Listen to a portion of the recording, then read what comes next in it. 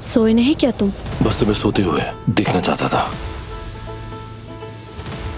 आखिर ये दोनों अलग अलग क्यों सो रहे हैं? माफ कीजिएगा, मैं आज सुबह ही सुबह आपके घर आ गई। ये हालत तो बनती है ना फिर हमारी।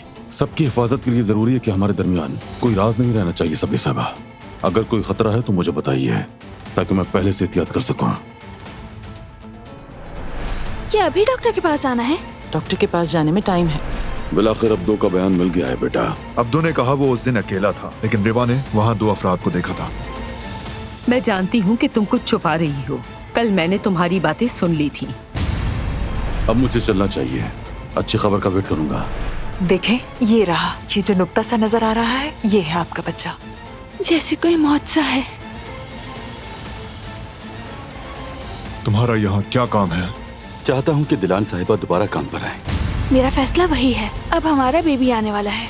यानी एक और काराबे मैदान में आ रहा है। मुबारक हो।